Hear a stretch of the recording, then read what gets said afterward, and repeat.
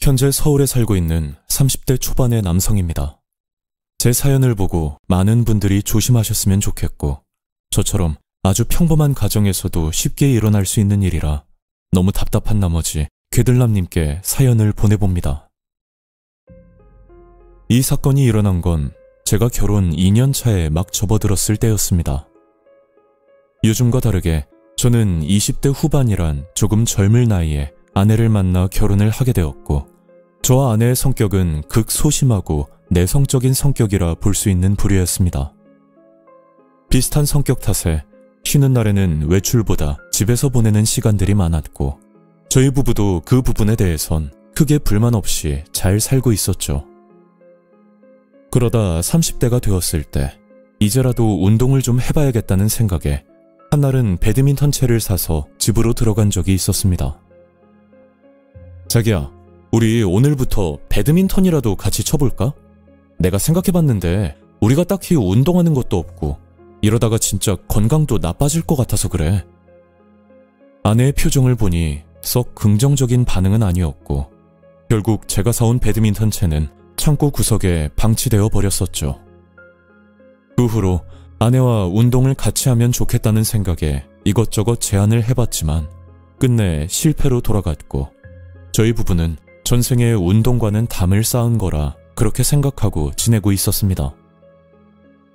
그리고 얼마 뒤 저희 회사 팀장님과 이야기를 나누다 운동에 관한 이야기를 나누게 되었는데, 팀장님이 가끔 나가는 배드민턴 동호회가 있다고 언제 한번 같이 나가자는 말을 듣게 되었죠.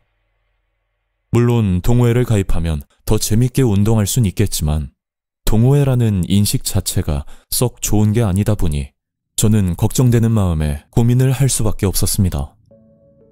아이고, 자네도 참 고지식해. 뭐 운동하다가 불륜이라도 날까봐 그래? 그런 건 극소수의 사람들의 이야기야.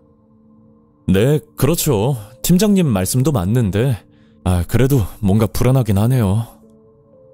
그렇게 팀장님과 이야기를 끝내고 저는 집으로 가서 아내에게 동호회 활동을 해보겠다고 말을 꺼냈더니 아내는 뭔가 꺼림칙한 표정을 지으면서 말을 하는 겁니다. 뭐? 동호회? 꼭 그런 데 나가서 운동을 해야 되는 거야? 아니, 내가 운동하자고 해도 자기는 싫다고 했잖아. 그리고 우리 회사 팀장님이 그러시는데 다들 건강 때문에 운동하는 거지 뭐 다른 생각으로 나오는 사람들은 거의 없대. 아내는 제가 동호회를 나가는 걸 반대하는 입장이었지만 제가 끝까지 설득을 시키니 결국 다녀오라고 말을 하더라고요. 그래서 주말 아침 팀장님과 같이 배드민턴 동호회를 나갔고, 동호회 인원은 20명이 조금 넘었는데 제가 신입이라 그런지 제게 부담스러울 정도로 친절하게 대해주셨죠. 전문직부터 개인 사업을 하시는 분까지 다양한 직업의 사람들이 있었는데 대부분 기혼자들이라 서로 공감되는 부분도 많아서 시간이 가는 줄도 모르고 동호회에 푹 빠져버렸습니다. 그리고 제 선입견과 다르게 동호회 활동을 부부끼리 하는 회원들도 꽤 있었는데 서로 같이 운동을 하면서 시간을 보내는 모습이 저는 그저 부럽게만 보일 뿐이었죠. 그래서 한날은 저희 아내를 설득시켜 볼 생각으로 저녁을 먹으면서 동호회 이야기를 꺼낸 적이 있었습니다. 자기야, 나도 동호회 가입하기 전에는 그런데 나가는 사람들이 이해가 안 갔거든? 그런데 막상 가보니까 너무 재밌고 거기 사람들도 다들 좋은 편이야. 그리고 부부끼리도 많이 오더라고. 그렇게 아내를 이해시키려고 해봤지만 별 소득은 없었고, 그 뒤로 저는 혼자 동호회 활동을 하면서 지내다 보니 아내와 같이 있는 시간이 점차 줄어들기 마련이었죠. 그리고 그 당시 동호회에서 알게 된 창호라는 동갑내기 친구가 하나 있었는데, 창호는 부부끼리 동호회 활동을 하는 친구라 그 부부를 볼 때마다 뭔가 제 아내와 비교가 되면서 저는 아내에게 불만이 생기기 시작했었습니다. 제가 나쁜 짓을 하는 것도 아니고 일주일에 한 번 정도 운동을 같이 하자는 것도 싫다고 하는 아내가 솔직히 짜증이 났고, 이런 생각이 자꾸 맴돌다 보니 아내와 같이 있으면 서먹해지고 집에서 TV만 보고 있는 모습이 정말 한심스럽게만 느껴졌었죠. 그러다 한날은 아내와 크게 다투는 날이 있었는데 그 싸움의 원인은 저희 부부관계 때문이었습니다. 요즘 당신 진짜 이상해. 특히 동호회 나가면서부터 딴 사람이 된 것 같고 거기 동호회 사람들도 못 믿겠어. 그리고 이런 말하기 진짜 자존심 상하는데 우리 부부관계 안 한 지 벌써 2달째야. 알고 있어? 내가 요즘 좀 피곤해. 스트레스도 좀 받고. 근데 동호회 얘기는 왜 꺼내는 거야? 거기 사람들이 얼마나 대단하고 좋은 사람들인데 너처럼 운동도 안 하고 집에만 있는 사람이 도대체 뭘 알고 그런 말을 하는지 나는 이해가 안 돼. 저도 모르게 아내에게 상처 주는 말을 하게 되었고, 그 싸움이 있고 나서 저는 동호회를 나가지 않았습니다. 일단 운동보다는 아내와의 관계 회복이 우선이라 생각했고, 이 상황이 조금 나아지면 그때 다시 나가야겠다는 생각이었죠. 그렇게 동호회 활동을 한 달 정도 쉬고 있었는데 한날은 동호회 친구였던 창호에게 전화가 걸려왔었습니다. 민수야, 너 요즘 뭐하고 있어? 운동도 안 나오고. 너 없으니까 심심하다. 아니, 나도 나가고 싶지. 근데 와이프가 동호회를 너무 싫어해서 나도 미치겠어. 아이고, 그래? 재수씨가 뭔가 오해를 하고 계시는 것 같은데. 그럼 우리가 한번 이야기해볼까? 창호의 말은 창호 부부가 저희 집으로 와서 아내를 설득시켜보겠다는 말이었는데, 어떻게 보면 제가 아내에게 말을 하는 것보단 나을 거란 그런 생각이 들었습니다. 그래서 창호와 약속을 잡고 아내에게는 잘 아는 친구의 부부라고 말한 뒤 창호 부부를 저희 집으로 초대하게 되었는데, 문제는 그날부터 시작되었죠. 재수씨 말씀 많이 들었어요. 와, 근데 너무 미인이시다. 창호는 제 아내를 보자마자 넉살스러운 말을 서슴없이 꺼냈고, 그날 밤 술을 한잔하면서 이야기를 나누게 되었습니다. 재수씨, 사실은요, 제가 민수랑 배드민턴 동호회에서 알게 된 친구거든요. 근데 재수씨가 동호회를 싫어한다고 들었거든요. 그게 너무 단점만 보시는 것 같아서 말씀을 좀 드리고 싶었거든요. 보다시피 저희 부부도 같이 동호회 활동을 하고 있는데 오히려 예전보다 관계가 더 좋아졌어요. 평소 같으면 화를 내고도 남을 법한 아내인데 제가 아닌 창호가 이런 말을 해서 그런 건지, 아니면 남들 앞에서 격식을 차리려고 가만히 있었던 건지 아내의 표정을 봐도 쉽게 상황 파악이 되질 않았습니다. 그렇게 술을 마시다 저는 취기가 올라 먼저 침대로 가서 누웠고, 다음날 아내에게 물었더니 새벽 2시까지 창호 부부와 술을 마시다 창호가 취해서 돌아갔다는 말을 들었었죠. 그리고 며칠 뒤 아내가 저를 불러 이런 이야기를 꺼내는 겁니다. 저 있잖아. 나 당신 나가는 동호회 한번 나가보고 싶은데 같이 가볼까? 그래, 나야 좋지. 그때는 모든 게 창호 덕분이라 생각했고, 도대체 어떻게 설득을 시켰길래 아내가 동호회에 같이 나간다고 하는지 너무 신기할 따름이었습니다. 그 뒤로 아내도 동호회 사람들과 어울리기 시작했고, 제 걱정과는 다르게 아내는 적응을 곧잘 하면서 금방 사람들과 친해지게 되었죠. 그리고 어느 날 저희 동호회 회원들과 타 동호회 회원들과 같이 혼합 복식 경기를 치르기로 했고, 제 파트너는 당연히 아내일 거라고만 생각했었습니다.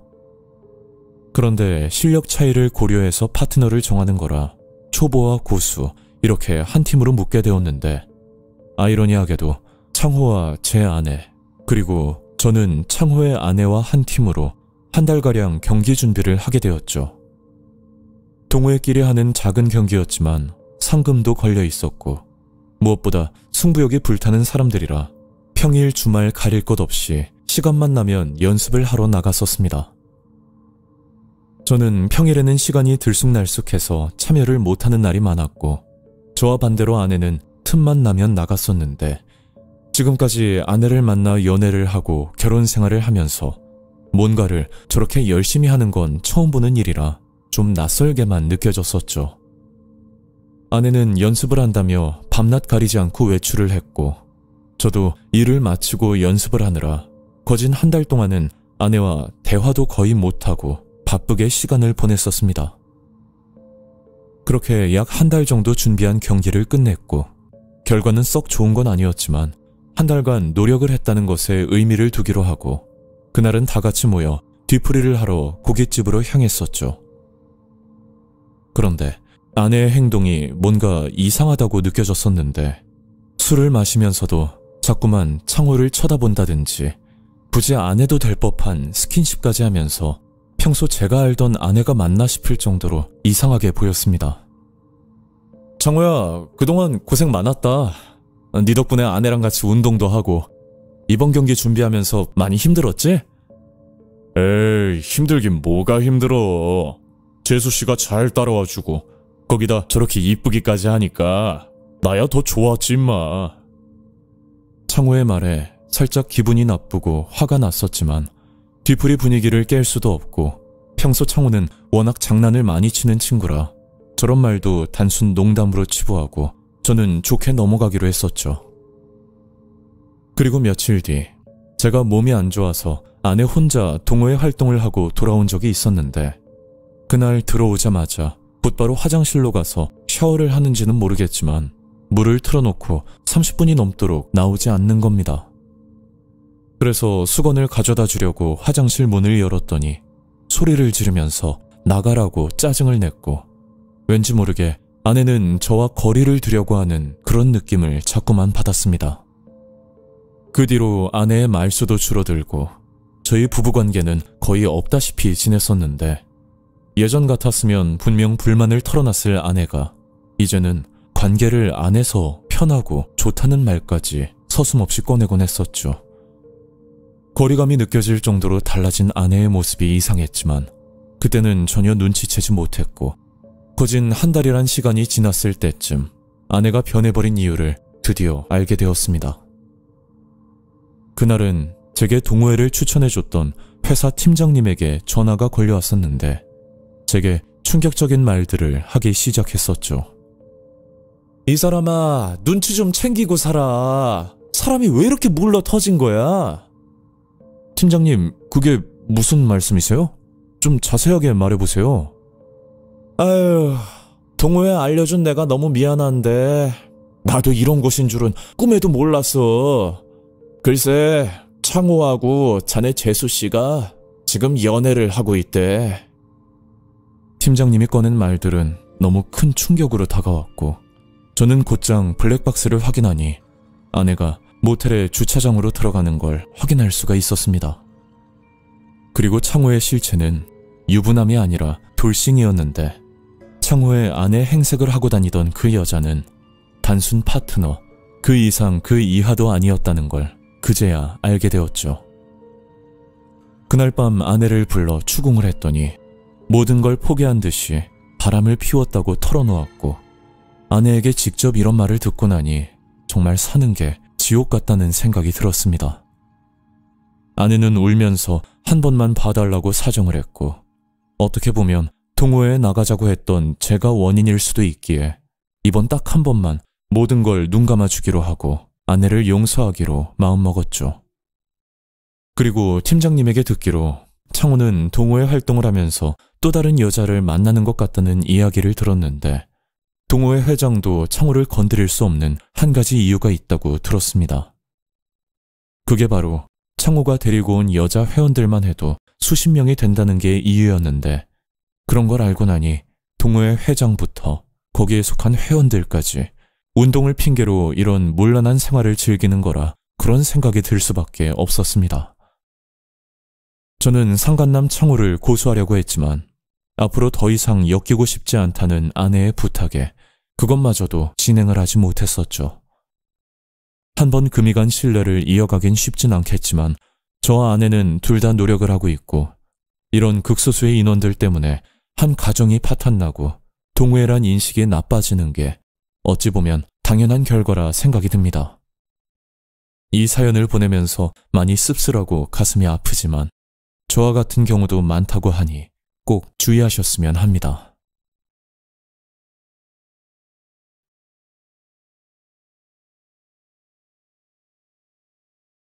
안녕하세요. 저는 대구에 살고 있는 30대 후반의 남성입니다. 이 이야기는 제가 2014년 대구역 근처에서 봉사활동을 하면서 직접 겪었던 일과 그 당시 알게 된 노숙자분들에 관한 끔찍한 이야기입니다. 저는 이 일이 일어나기 몇 년 전부터 대구역 주변에서 노숙자분들을 돕는 봉사를 하고 있었습니다. 주로 하는 일들은 노숙자분들께 도시락을 나눠주고 추운 겨울에는 담요나 옷을 챙겨드리는 그런 봉사단체였죠. 지금은 어떤지 모르겠지만 그때는 대구역 근방에 대략 10명 남짓 되는 노숙자분들이 항상 모여 있었고 그 중에서 유독 저를 살갑게 대해주던 3명의 노숙자분들이 계셨습니다. 그분들의 이름은 영수 아저씨, 그리고 광호 형님, 또 한 분은 이름도 없이 그냥 할배라고 불리던 분이었는데 처음에는 서로 인사 정도만 나누다가 저희가 매주 토요일마다 도시락을 챙겨드리면서 조금씩 마음을 열게 된 케이스였죠. 그렇게 그분들과 알고 지낸 지 1년 정도 지났을 때 한날은 영수 아저씨가 보이지 않았고 저는 영수 아저씨가 다른 곳으로 자리를 옮겨간 줄로만 생각했었습니다. 노숙자분들이 한 곳에서 지내는 경우도 있지만 대부분의 경우 좀 더 좋은 곳이 생기면 자리를 옮기는 경우가 흔한 일이라 저희 봉사단체 사람들은 모두 그렇게 생각을 하고 있었죠. 그래서 저는 광호 형님을 찾아가 영수 아저씨에 대해 물어봤었는데 광호 형님은 제가 생각지도 못한 이야기를 들려주셨습니다. 그 양반, 며칠 전에 젊은 남자들 따라서 같이 가더라고. 무슨 일자리 생겼다고 좋아하면서 따라가던데 그 뒤로는 못 봤고 뭐 좋은 데 갔으니까 잘 살고 있겠지. 그 말을 듣고 조금은 시원섭섭한 감정들도 들었지만 노숙자분들 사이에서 일자리가 생겼다는 말은 희망 그 이상의 가치를 뜻하는 단어라 저는 영수 아저씨가 다시 안정적인 삶을 살았으면 좋겠다는 생각뿐이었습니다. 그리고 며칠 뒤 대구역 근처를 지나가다 전봇대에 붙은 전단지 하나를 우연히 보게 됐고 노숙자분들이 보기엔 굉장히 솔깃한 내용의 그런 전단지였죠. 숙식 제공, 하루 15만원, 나이 무관, 그리고 그 밑에는 대구 복지센터라고 적혀 있었는데 뭔가 글씨체가 좀 허술하게 인쇄가 되어 있었습니다. 그걸 보고 영 찜찜한 기분이 들긴 했지만 그 당시엔 단순 일자리를 소개해주는 용역업체라고만 생각을 하고 그냥 대수롭지 않게 넘겨버렸었죠. 그런데 제가 그 전단지를 보고 난 뒤부터 광호 형님과 그리고 할배라고 불리던 아저씨마저 갑작스럽게 사라져버렸고 저는 이분들이 도대체 어디로 가신 건지 너무 의아하기만 했었습니다. 그런데 어느 날 봉사를 마치고 집으로 돌아가려고 하는데 저와 같이 도시락 배분을 돕던 태기 형님께서 이런 말을 꺼내는 겁니다. 종혁아, 요즘 노숙자분들 좀 이상하지 않아? 평소에 보이던 분들도 안 보이시고 뭐 형님은 알고 계신 거 있으세요? 아니, 이건 내가 들은 이야기인데 그 노숙자분들이 통장을 만들면 누가 돈을 준다고 그러더라고. 다들 그것 때문에 따라간 것 같은데 나도 정확하게는 모르겠다. 그 말을 처음 들었을 때만 하더라도 단순 통장 대여 사기 같은 거라 그렇게 생각을 했었지만 그 후로 노숙자분들 사이에서 알 수 없는 분위기가 느껴지기 시작했었습니다. 그렇게 노숙자분들은 점차 줄어들었고 어떤 날은 도시락이 남을 때도 있었는데 이분들이 좋은 곳으로 가서 지내면 참 다행이지만 혹시나 그게 아닐까봐 저는 봉사를 하면서도 마음이 편하지만은 않았었죠.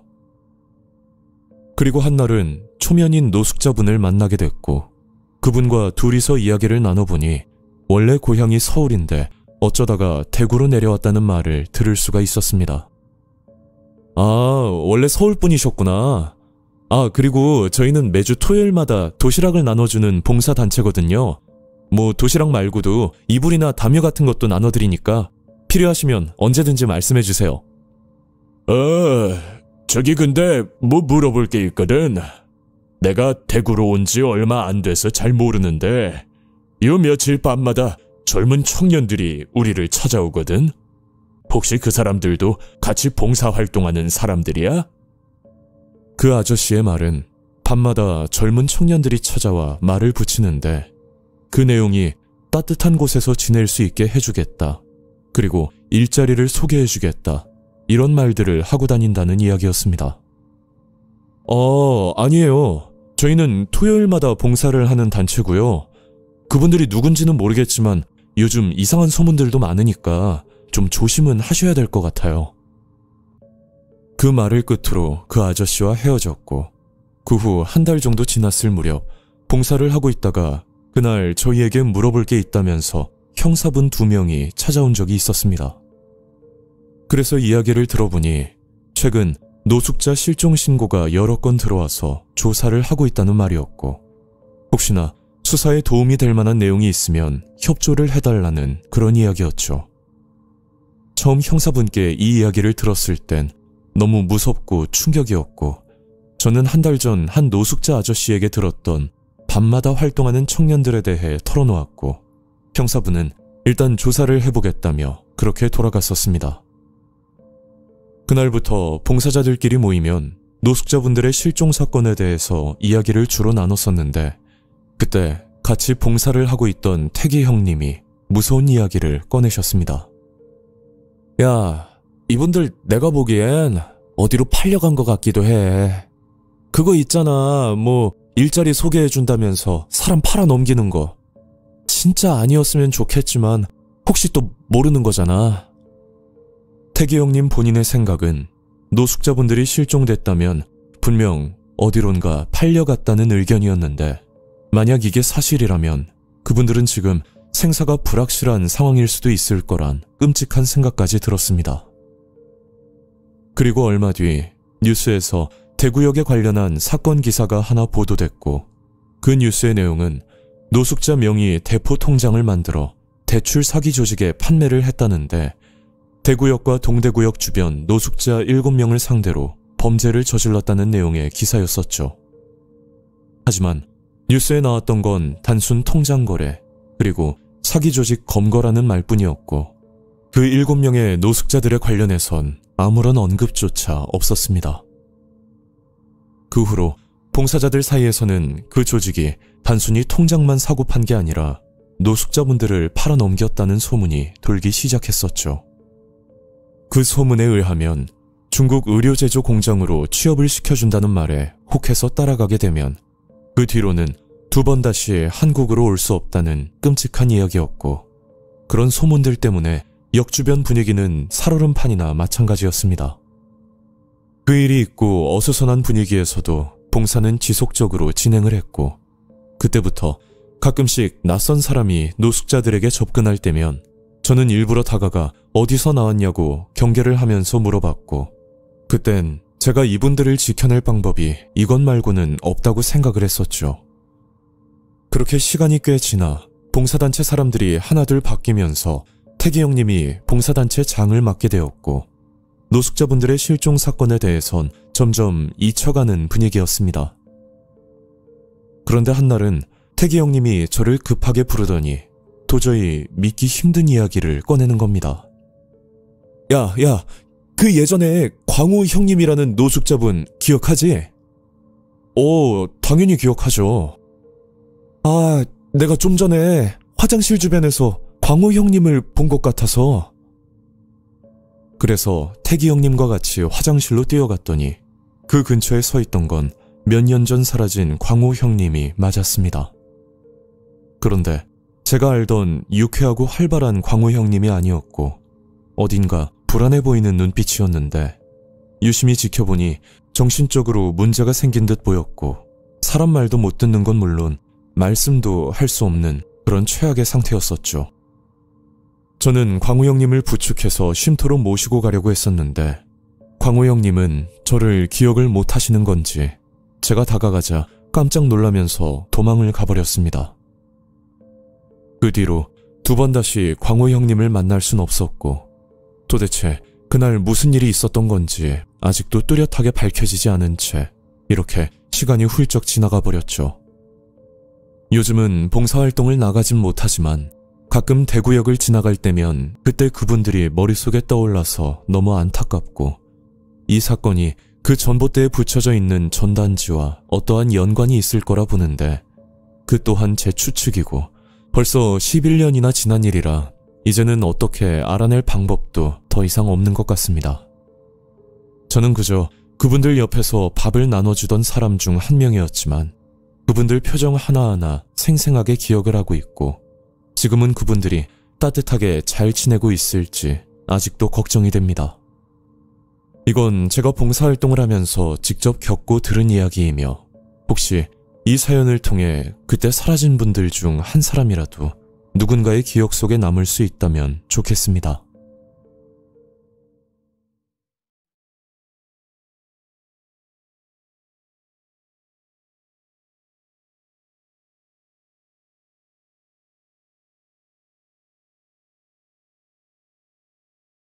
안녕하세요.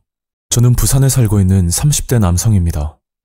제가 제보드릴 내용은 모두 진실이며 그들남님께 사건 당시의 사진과 고소장까지 함께 보내드렸으니 이 점 참고하여 시청해주시면 감사하겠습니다.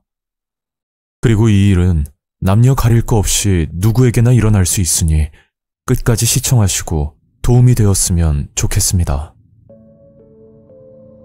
지금부터 4년 전 저는 여자친구와 부산 서면에서 술을 한잔하고 있었습니다.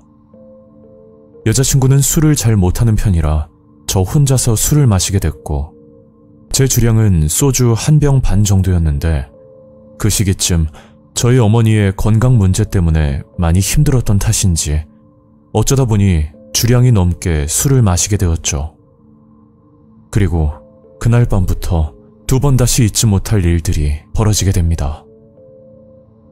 그때 시간은 밤 11시가 살짝 지났을 때였고 저는 술값을 계산하고 나서 여자친구와 제가 살던 오피스텔로 향했는데 그 당시 여자친구와 동거를 하는 건 아니었고 그날따라 여자친구가 제 걱정이 된다며 저를 바래다 줄 목적으로 저희 집까지 같이 왔던 겁니다.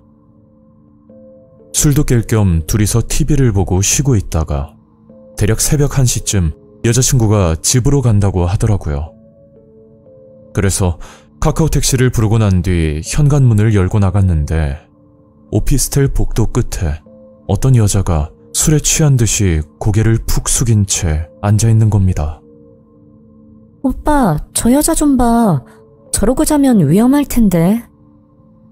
그런 말을 하면서 걱정을 하고 있는데 때마침 택시 도착 알림음이 와서 저는 여자친구를 데리고 1층 로비로 내려갔었습니다. 조심히 가고 집 가서 연락해. 여자친구가 탄 택시는 출발했고 저는 다시 집으로 올라오는데 조금 전 복도에서 목격했던 그 여자가 아직도 그 자리에 앉아있는 겁니다. 그걸 보고 여러 가지 생각이 들었는데 요즘은 낯선 사람을 도와주다가 되려 범죄를 당하는 경우가 흔하다고 하니 괜한 참견으로 일을 크게 만들고 싶지 않아서 그냥 모른 척 집으로 들어오게 되었죠. 그렇게 옷을 갈아입고 잘 준비를 하고 있었는데 때마침 여자친구에게 전화가 걸려오더라고요. 벌써 도착했어? 아니, 아직 가고 있어. 근데 오빠, 그 복도에 앉아있던 여자 있잖아. 설마 아직까지 거기 있는 건 아니겠지? 글쎄, 내가 집에 들어올 때도 앉아있긴 했었으니까 아마 지금도 그러고 있을 것 같긴 해. 아, 그래? 계속 그렇게 두면 안 될 것 같은데. 오빠가 확인해보고 아직까지 앉아있으면 경찰에 신고라도 해주면 안 될까? 그래, 알았어. 일단 내가 다시 나가볼게.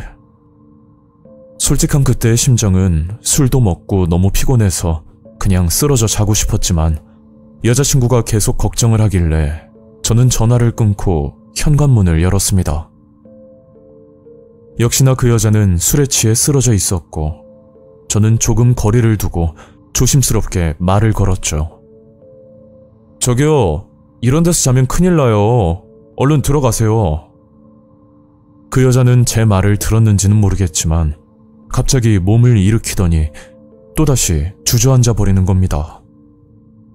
여자친구 말대로 경찰을 부르는 것도 좋은 방법인데 그렇게 되면 또 경찰이 올 때까지 잠도 못 자고 기다리고 있어야 되니까 그 부분이 좀 걸리더라고요.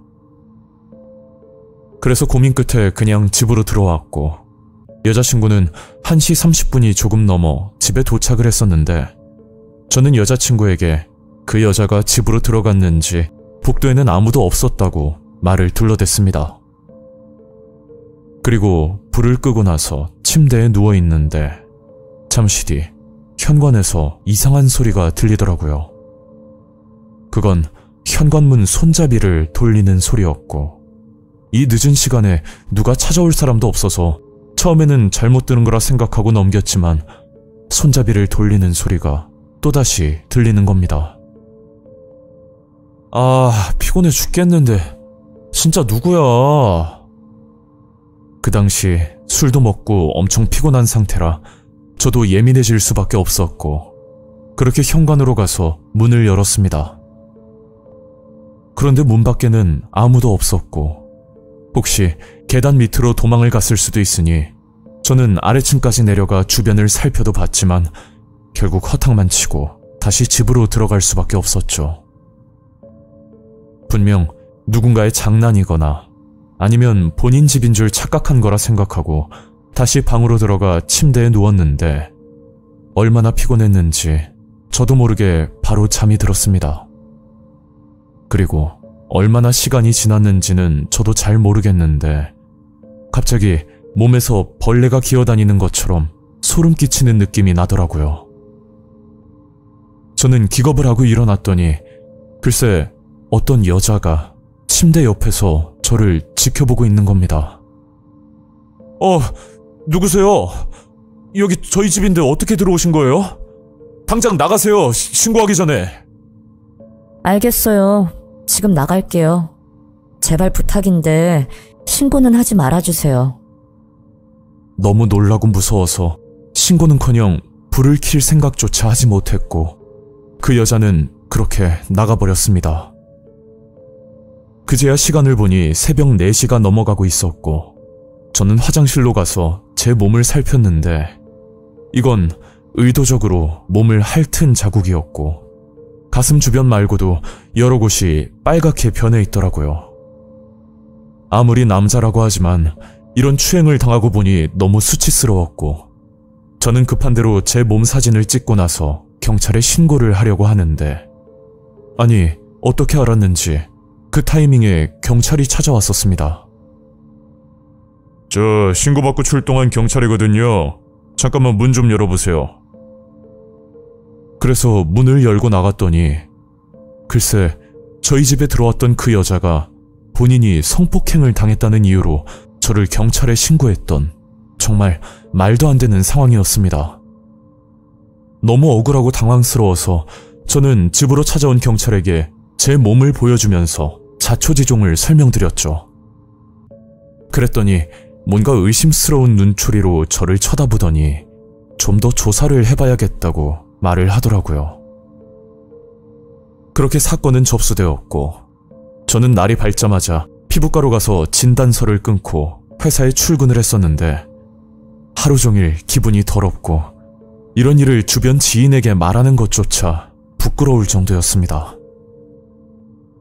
그리고 이틀 뒤 사건 담당 형사에게 연락이 왔는데 제게 이런 말을 하더라고요. 김진수 씨, 이번 사건 때문에 DNA를 채취해야 하거든요.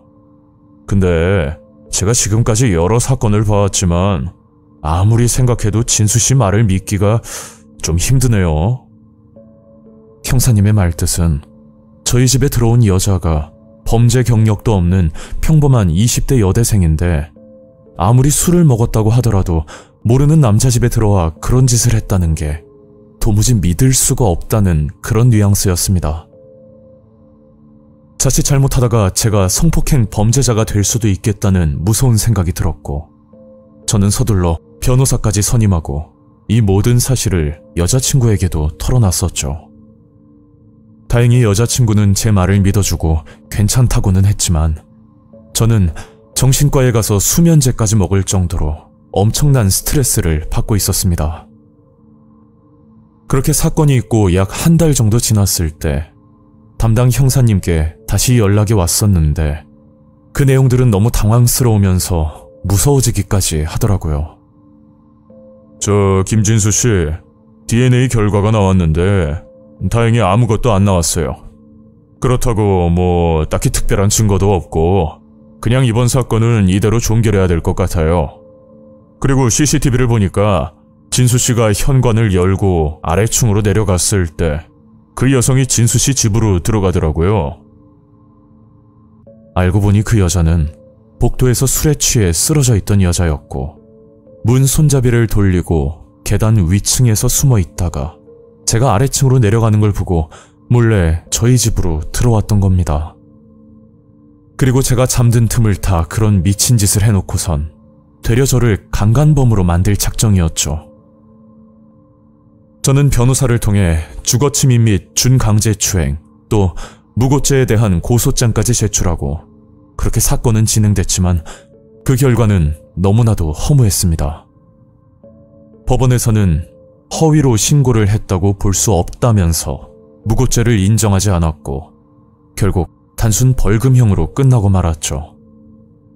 다만 한 가지 의문점은 술에 취한 여자가 문고리를 잡아당기고 몰래 계단에 숨어 있다가 저희 집으로 들어올 생각을 어떻게 한 건지, 그게 아니라면 처음부터 저를 노리고 술 취한 연기를 했던 건지 아직도 그 부분은 이해를 할 수가 없습니다.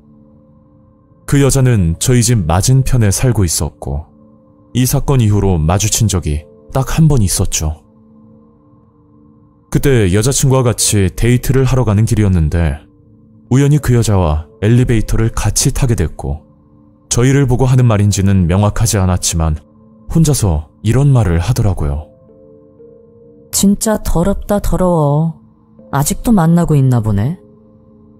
그 말만 남기고 사라졌고, 이건 여자친구와 대화를 하면서 나온 이야기인데 저를 성범죄자로 만들고 나서 저희를 헤어지게 하려는 수작일지도 모른다는 그런 생각까지 들었습니다.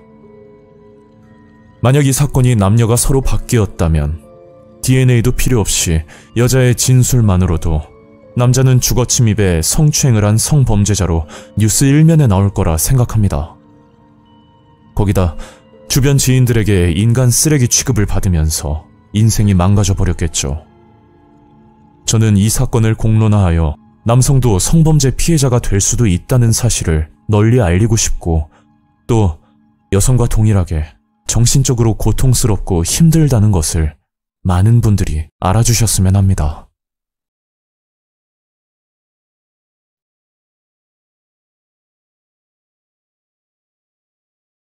안녕하세요. 저는 경기도에 살고 있는 20대 여성입니다. 이 사연의 주인공은 제가 다니던 직장에서 알게 된 한 살 어린 동생의 이야기인데, 지금 생각해봐도 어이가 없고 무서웠던 사건입니다. 이 일의 시작은 2022년 제가 근무하던 회사에 한 여성이 입사를 하면서부터 시작되었습니다.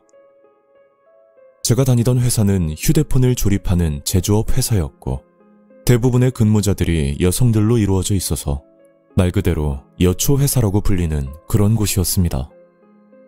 그 당시 기준으로 저는 입사한 지 3년 차가 되었을 시점이었고, 이 이야기의 주인공인 은지라는 동생이 신입으로 들어왔을 때였죠. 은지를 처음 보고 들었던 생각은 굉장히 부잣집 딸 같은 이미지였고, 평소 입고 다니던 옷들도 꽤나 비싼 옷들이었습니다. 그래서 집안이 잘 사나 보다 그렇게 생각을 했었고, 은지에 대해 크게 신경을 쓰지 않고 지냈었는데, 한날은 은지와 가까워질 수밖에 없는 그런 계기가 하나 생겨버렸었죠. 저희 회사 물량 문제 때문에 은지와 제가 야간 전담으로 몇 달간 근무를 해야 했고, 주간에서 야간으로 내려간 건 저희 둘뿐이라 서로 이런저런 얘기를 하다 보니 은지와 금세 친해지게 되었습니다. 그렇게 야간 근무를 시작한 지 한 달 정도 지났을 때 은지가 제게 술을 한잔하자고 이야기를 꺼냈고 저도 모처럼 기분이나 내려는 생각에 은지와 술자리를 가지게 되었었죠. 그리고 그날은 일 얘기가 아닌 서로 개인적인 가정사에 대해 이야기를 나눴고 저도 미처 몰랐던 사실들을 그제야 알게 되었습니다. 은지는 초등학생 때부터 아버지 밑에서 자랐다고 하는데 여태 어머니의 생사조차 모른다는 안타까운 이야기를 들을 수가 있었죠. 은지야, 너 진짜 고생 많았겠다. 그래도 넌 집이 부유한 편 같은데 우리 집은 생활이 너무 빠듯하거든. 에이, 언니 무슨 소리예요. 저 지금 원룸에서 살고 있고 아버지 빚도 많아서 힘든 상황이에요. 그래? 아니 난 네가 명품 옷을 자주 입길래 내가 오해했나 보다. 그렇게 은지의 개인 가정사를 듣고 저희는 더 가까워지는 계기가 되었지만 가끔 은지의 말과 행동이 앞뒤가 맞지 않을 때가 자주 있었습니다. 예를 들자면 은지는 형편이 힘든 상황이라고 해놓고선 매번 비싼 옷들을 입고 다니는 건 물론 은지의 SNS를 봐도 늘 좋은 곳을 가서 밥을 먹는 사진들이 자주 올라오곤 했었죠. 저희 회사 월급이라고 해봐야 다들 비슷비슷한데 은지가 한 끼로 밥을 먹었던 곳은 저희가 최소 이틀은 일을 해야 벌 수 있는 그런 금액대의 비싼 곳들이었습니다. 어쨌든 은지의 개인 사생활이니 저는 그러려니 하고 넘어갔었고 한날은 은지가 저녁을 산다며 저를 불러낸 적이 있었는데 그날은 정말 이해할 수가 없는 날이었죠. 은지와 저녁을 먹으면서 1차로 술을 한 잔 마셨고 시간은 밤 11시가 조금 넘어가고 있었는데 은지가 제게 2차를 가자고 제안을 했었습니다. 2차? 근데 은지야, 우리가 1차 때 돈을 좀 많이 썼으니까 2차는 편의점에서 맥주 한잔 하는 건 어때? 네? 편의점이요? 언니 지금 장난하는 거 아니죠? 그냥 제가 살 테니까 저만 따라오세요. 은지는 끝까지 제게 설득을 했고 결국 은지를 따라간 곳은 한 지하 노래방이었죠. 그래서 단순 노래를 부르고 싶어서 왔구나 그렇게 생각을 하고 있었는데 잠시 뒤 남자 여럿이 저희 방으로 와서 자기소개를 하기 시작하는 겁니다. 알고 보니 거긴 호스트바라고 불리는 여성 전용 노래방이었는데 은지는 아무 거리낌 없이 남자를 초이스하고 술을 마시면서 놀기 시작했었죠. 저도 처음에는 그냥 그 자리를 벗어나고 싶었지만 술도 한잔한 데다 은지를 두고 가기가 영 불안해서 그날 4시간 가까이 호스트바에서 술을 마시며 시간을 보냈었습니다. 그렇게 술값은 약 60만 원 정도로 큰 금액이 나왔었는데 은지는 눈 하나 깜빡하지 않고 계산을 하고 술집을 나왔었죠. 은지야, 너 오늘 너무 무리한 거 아니야? 언니, 이 정도면 싸게 논 거예요. 그리고 팁도 안 줬잖아요. 저는 종종 이런 데 와서 스트레스도 풀고 하거든요. 아, 그래? 근데 돈을 그렇게 막 쓰면 항상 적자일 것 같은데. 너나 나나 우리 월급이 얼마나 된다고. 에이, 언니는 걱정도 많아. 그게 다 방법이 있어요. 은지는 제게 뭘 숨기는지는 모르겠지만 돈을 버는 방법이 있다고 말을 했었는데 그 방법에 대해선 끝까지 입을 열지 않았습니다. 그리고 며칠 뒤 은지가 몸이 아프다며 결근을 했었고 저는 걱정되는 마음에 은지에게 안부 연락을 했었죠. 은지야, 몸은 좀 어때? 언니가 죽이라도 사서 갈까? 죽이요? 그렇게 해주시면 저야 감사하죠. 저는 은지와 통화를 끊고 죽을 사서 은지네 집으로 향했고 그날이 처음 은지네를 방문한 날이었습니다. 잠시 뒤 은지네에 도착해서 죽을 챙겨주고 있었는데 작은 방 안쪽에 택배 상자들이 수십 개가 쌓여있는 걸 발견했고 도대체 뭘 저렇게 많이 시켰는지 의문이 들 수밖에 없었습니다. 은지야, 너 무슨 쇼핑몰 운영하고 있어? 저 방에 택배 상자가 엄청나게 많은데 뭘 저렇게 시킨 거야? 저 상자들요? 별거 아니에요. 어차피 반품할 거거든요.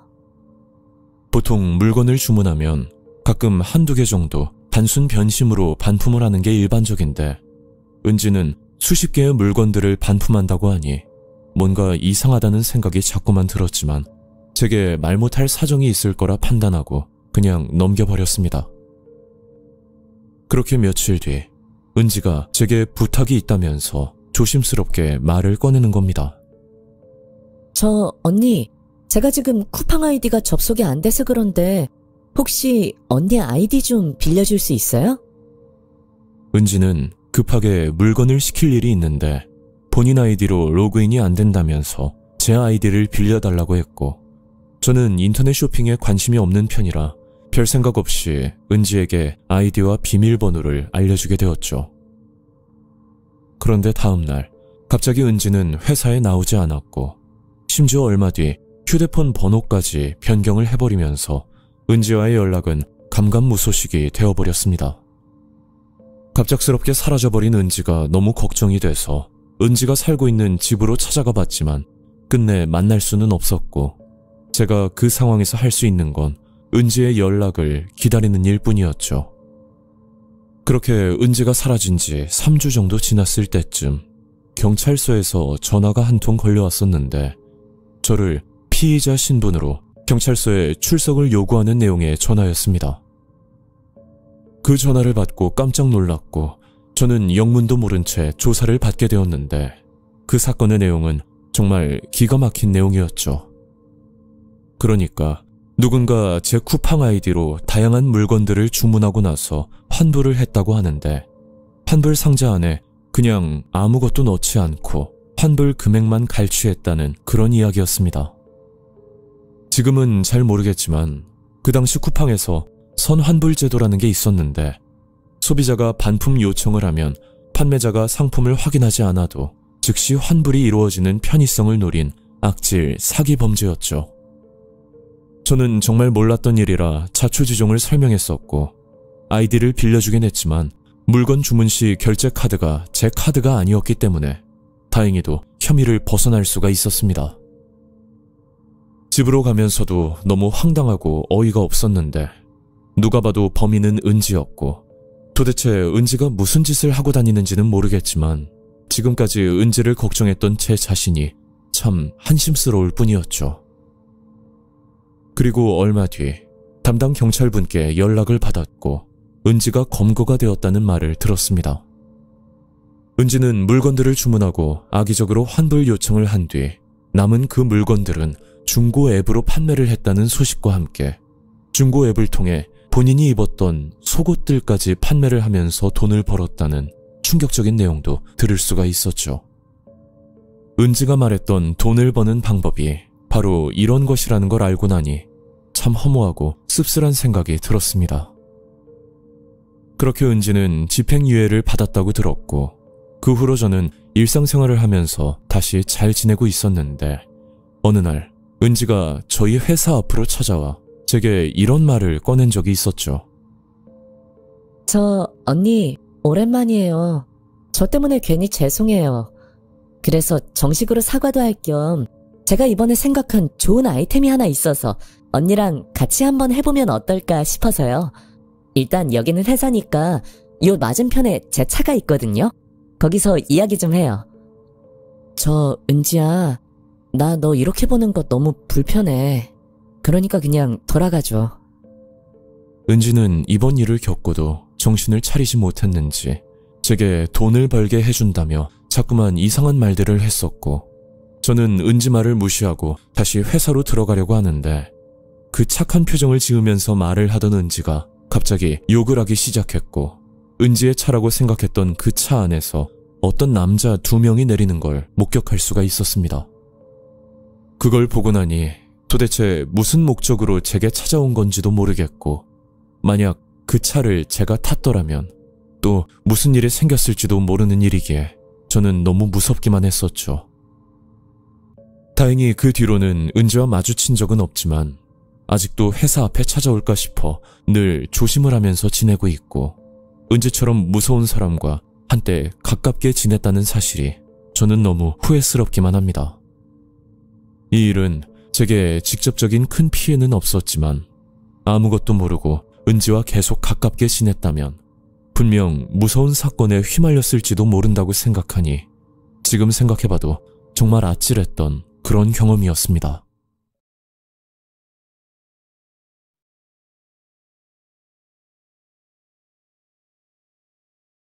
안녕하세요.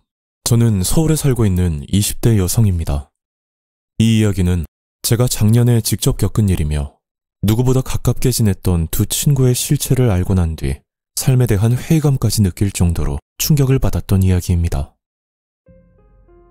저는 어릴 때부터 정말 친하게 지냈던 단짝 친구 2명이 있었고 그 친구들의 이름은 영미와 민주였습니다.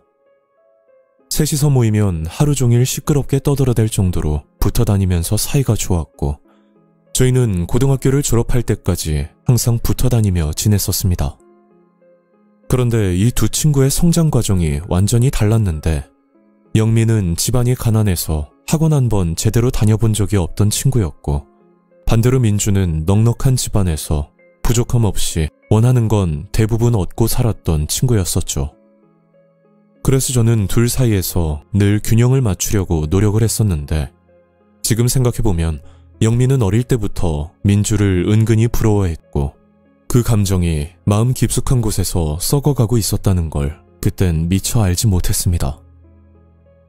그렇게 시간이 지나 저희는 성인이 되었고 각자 바쁘게 살아가느라 예전처럼 자주 만나진 못하고 간혹 안부만 주고받으면서 서로 생사확인만 하고 각자의 삶을 살며 지내고 있었죠. 그러다 거의 5년 만에 영미의 적극적인 연락으로 다시 만나게 되었고 그날 만나서 밥도 먹고 옛날 얘기도 하면서 즐거운 시간을 보낸 적이 있었습니다. 그런데 서로 못 본 사이에 큰 변화들이 있었고 사람 인생은 어떻게 될지 모른다는 말이 새삼 느껴지는 자리였었죠. 그때 친구들을 만나서 들었던 이야기가 학창시절에 부유했던 민주의 집안이 아버지의 부도로 인해 매우 어려운 상황이었고 그와 반대로 영미는 개인 사업을 시작해서 지금은 자리를 잡고 안정적인 생활을 하고 있다는 이야기를 들을 수가 있었습니다. 영미가 성공을 한 건 정말 축하할 일이지만 또 민주의 상황이 좋지 않았기 때문에 마냥 그 자리에서 영미에게 축하한다고 말을 하기도 영 껄끄러운 입장이었죠. 그 만남을 계기로 저희 셋은 한 달에 한 번 정도 식사 자리를 만들었고 한날은 식사를 하고 있었는데 영미가 이런 말을 꺼낸 적이 있었습니다. 얘들아, 내가 오늘 진짜 분위기 좋은 곳을 알아놨거든? 뭐 간단하게 술 한잔하는 곳인데 친구끼리 가도 좋고 또 커플끼리도 많이 가는 곳이야. 너희들 오늘 시간 괜찮으면 같이 한번 가볼래? 영미의 말을 듣고 거기가 어떤 곳인지 너무 궁금해서 저도 같이 가고 싶었지만 부모님과 저녁 약속이 있어서 둘이서 시간을 보내라고 한 뒤 저는 먼저 자리에서 일어나게 되었습니다. 그날 들었던 영미의 말 한마디가 모든 문제의 시작이 될 줄은 정말 꿈에도 알지 못했고 그 뒤로부터 민주의 행동이 어딘가 이상하다는 걸 느낄 수가 있었죠. 그건 생활고에 시달린다던 민주가 값비싼 명품 가방과 신발을 신고 나타났고 갑자기 밥값을 계산한다면서 돈을 물 쓰듯이 쓰기 시작했었습니다. 민주야, 너 요즘 형편이 좀 풀린 거야? 아니, 갑자기 네가 달라진 것 같아서 그래. 달라지긴 뭐. 그냥 주식으로 돈 좀 벌었어. 별거 아니야. 하지만 그 얘기를 옆에서 듣고 있던 영미는 뭔가 미묘한 표정을 짓고 있었는데 마치 민주가 거짓말이라도 한다는 듯이 비웃는 표정으로 민주를 바라보고 있었습니다. 영미의 표정이 어떻든 그냥 그러려니 넘겼고 저는 한편으로 민주의 상황이 나아진 것 같아 내심 다행이라는 생각뿐이었죠. 그리고 몇 달 뒤 제게 남자친구가 생겼고 100일 기념일을 앞두고 있어서 남자친구와 특별하게 보낼 장소를 찾고 있던 중이었는데 문득 예전에 영미가 말했던 분위기 좋은 술집이 있다는 말이 떠올라 저는 영미에게 전화를 걸어 물어보기로 했었습니다. 영미야, 네가 전에 말했던 그 분위기 좋은 술집 있잖아. 그 커플끼리 가도 좋다는 곳. 아, 거기? 근데 왜? 내가 이번에 남자친구랑 100일 기념으로 거기 한번 가볼까 하거든? 그래서 좀 물어보려고. 거긴 좀 예약이 밀려 있어서 힘들 수도 있을 것 같은데? 그냥 딴 데 알아봐. 영미에게 물어봤지만 자꾸만 다른 곳을 알아보라는 대답만 반복했고 이유가 뭔지는 몰라도 뭔가 숨기면서 말하는 게 전부 느껴질 정도였습니다.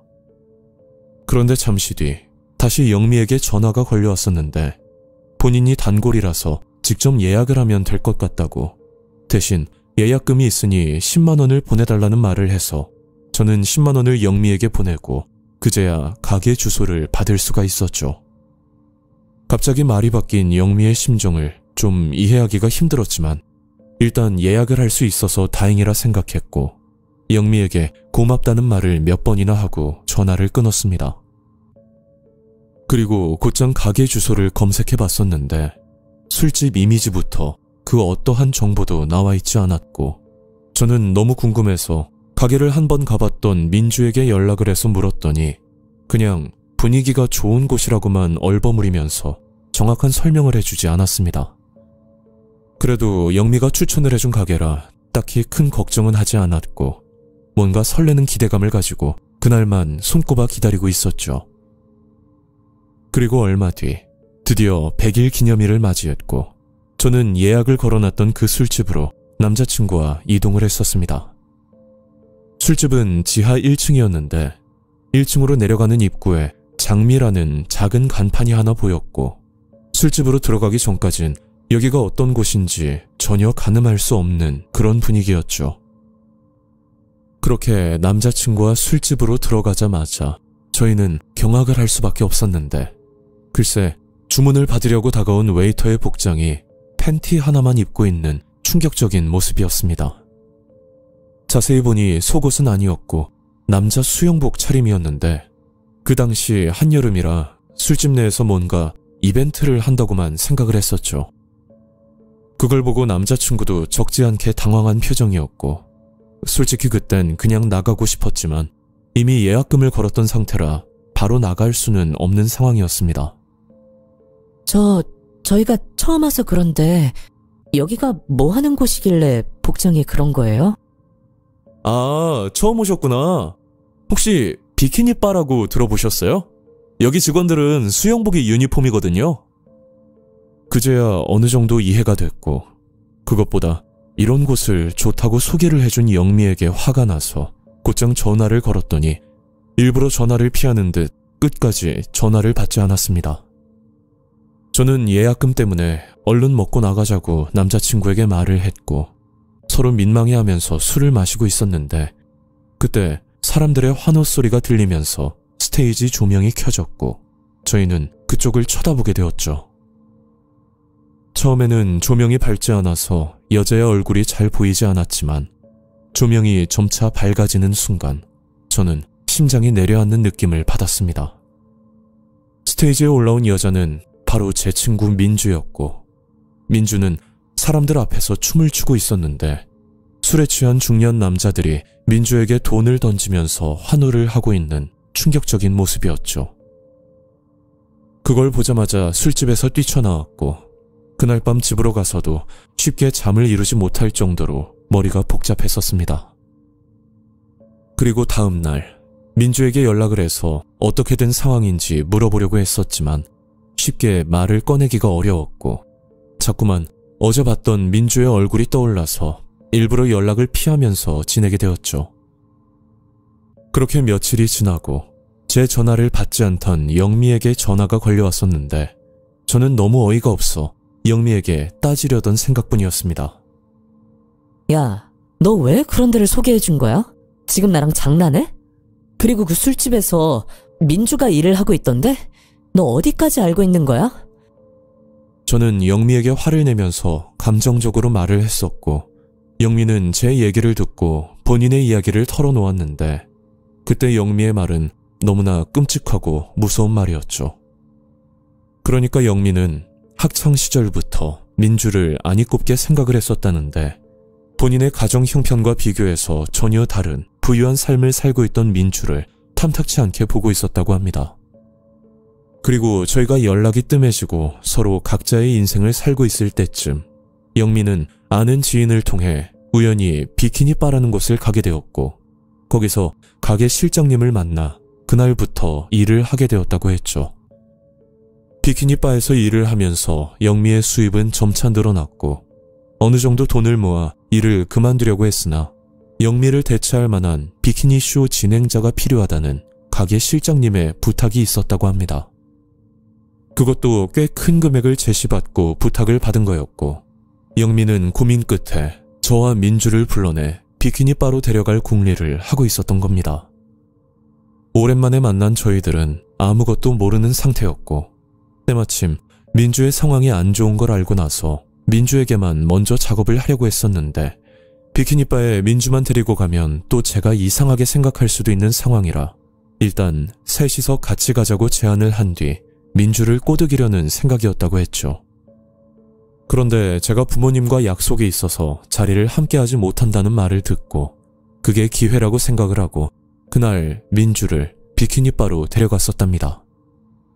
민주는 그냥 술 한잔 마시고 싶어서 따라간 자리였는데 영미를 따라 테이블을 돌아다니면서 술을 얻어먹고 다녔고 그날 밤 비키니바에서 무려 30만 원을 팁으로 받게 되었다고 합니다.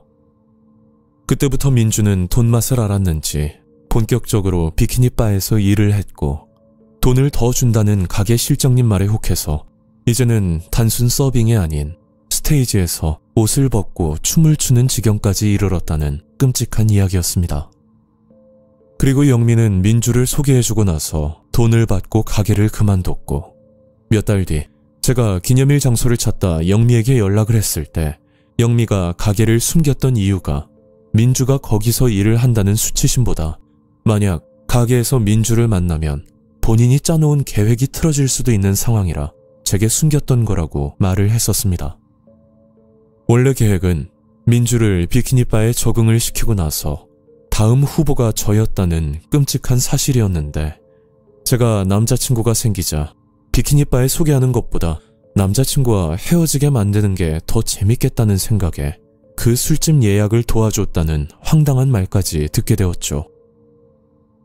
저는 이 모든 내용을 듣고 나서 심적으로 큰 상처를 받았고 지금까지 절친이라고 생각했던 영미가 알고 보니 5년간 증오를 키워왔던 괴물 같다는 생각이 들었습니다. 저는 그날부터 영미와 민주 둘 모두에게 어떠한 연락도 하지 않았고 그냥 친구를 잃었다고 생각하고 그렇게 지내고 있습니다. 영미에게 꼬드김을 당해 비키니바에서 일을 하게 된 민주를 탓하고 싶진 않지만 돈 때문에 그런 일까지 하면서 지낸다는 게 너무 한심스럽고 한때 친구였던 사실까지도 부정하고 싶을 정도입니다. 사람의 시기와 질투라는 감정이 얼마나 무서운 결과를 만드는지 저는 직접 눈으로 목격했고 이 일로 인해 인간관계에 큰 불신을 갖게 된 끔찍한 경험이었습니다.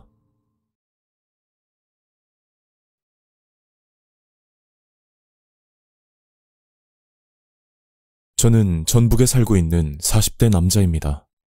이 일은 제가 좋아하는 취미활동을 하면서 겪은 소름 끼치는 사건이고 시간이 흘러도 여전히 잊을 수 없는 충격적인 일입니다.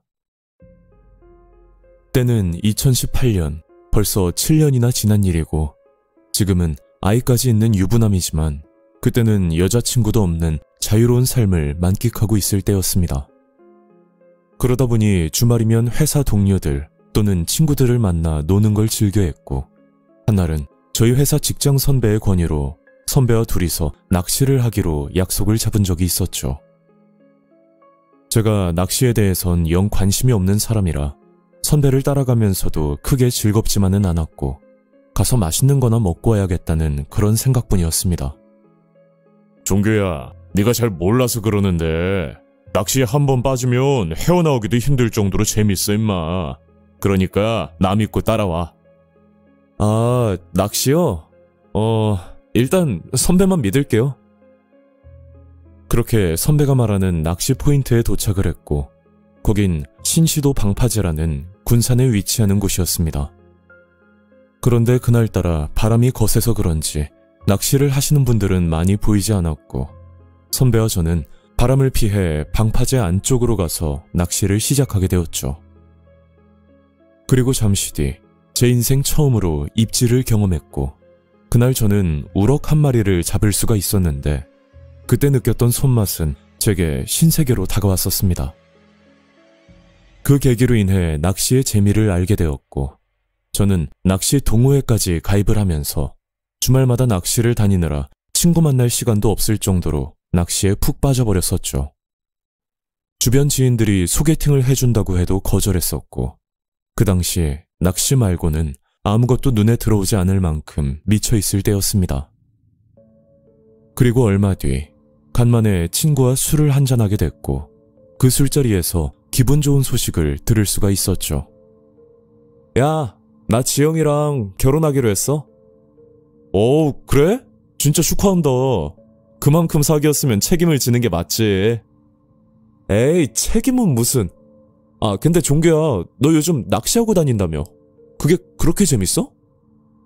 저는 친구에게 낚시에 대해서 주야장천 설명을 늘어놓았고 친구는 제 얘기가 지루한지 연신 술만 들이키고 있었습니다.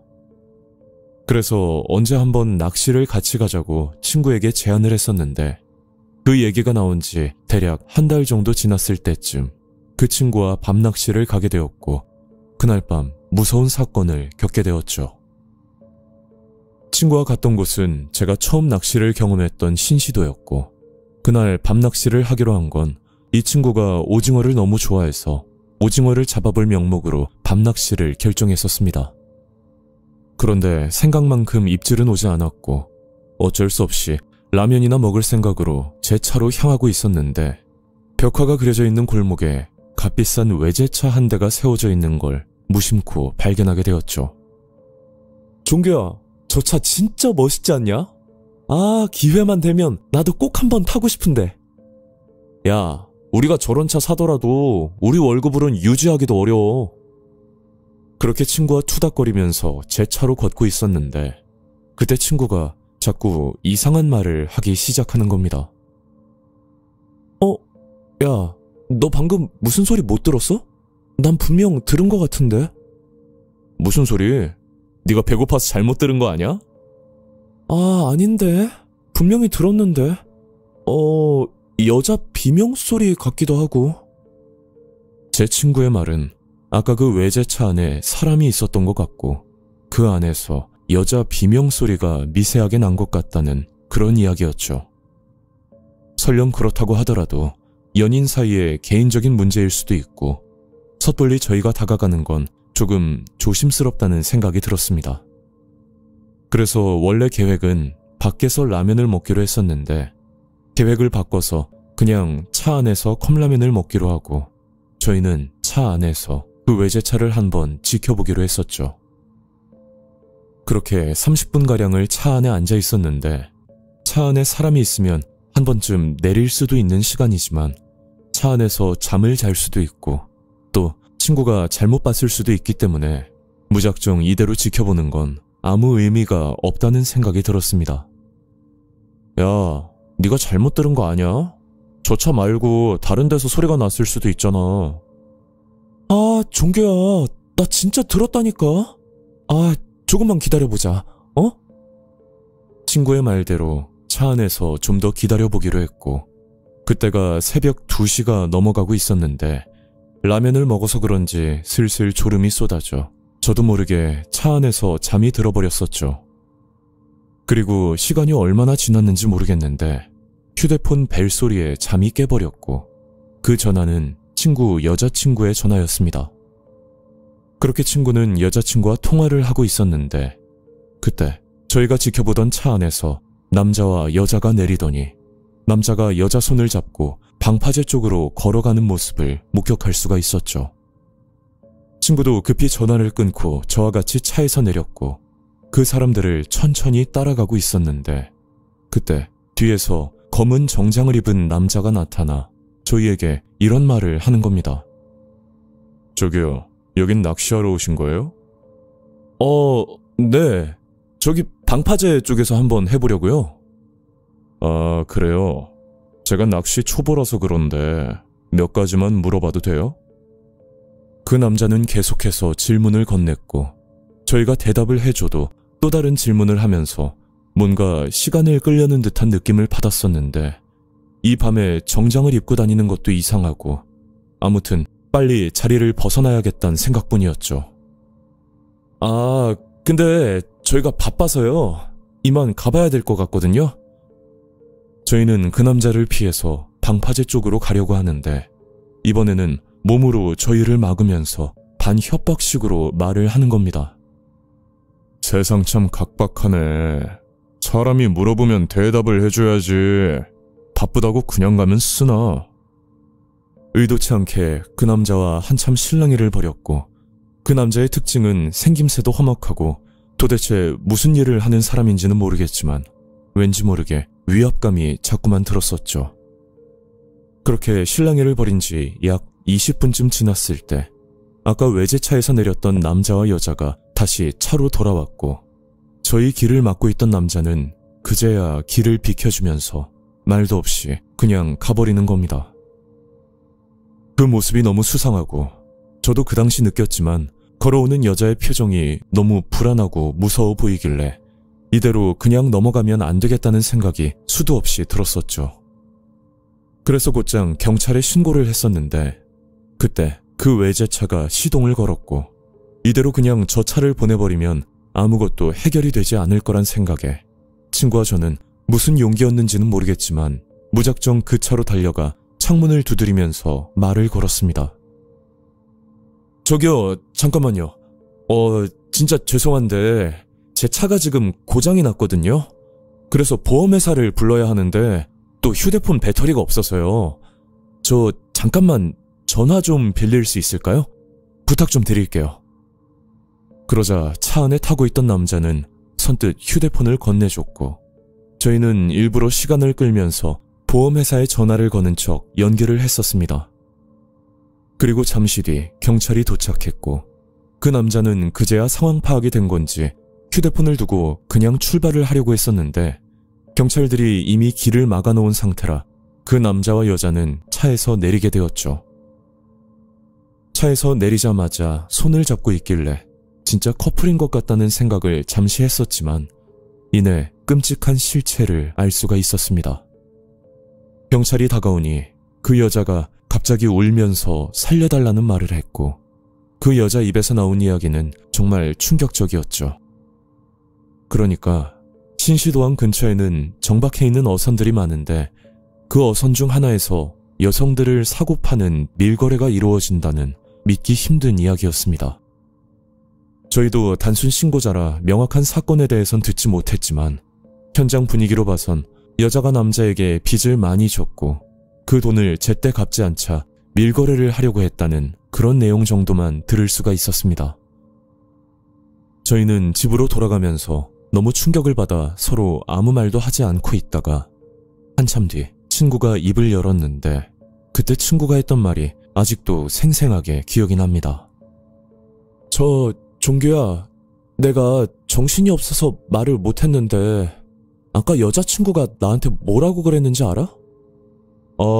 그래. 아까 새벽에 전화 왔었지? 왜? 뭐 때문에 그래?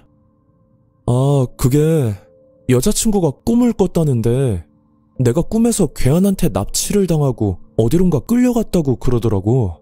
그래서 걱정돼서 전화한 거라고 하던데 어떻게 그 타이밍에 전화가 온 건지 너무 신기하지 않아? 아니, 그때 여자친구한테 전화가 안 왔으면 우리 아침까지 차에서 잤을지도 모르는 거잖아.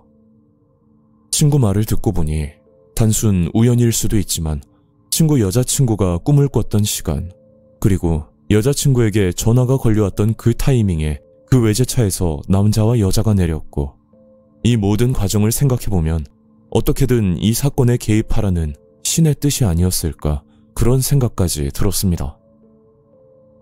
현재는 서로 가정이 있다 보니 예전만큼 친구를 만날 수는 없지만 가끔 이 친구 얼굴을 보게 되면 예전에 겪은 이야기를 할 수밖에 없는데 그때 외제차에서 내린 남자와 여자의 관계는 어느 정도 알겠지만 저희 길을 막았던 정장을 입은 그 남자에 대해선 아직까지 미스터리로 남아있습니다.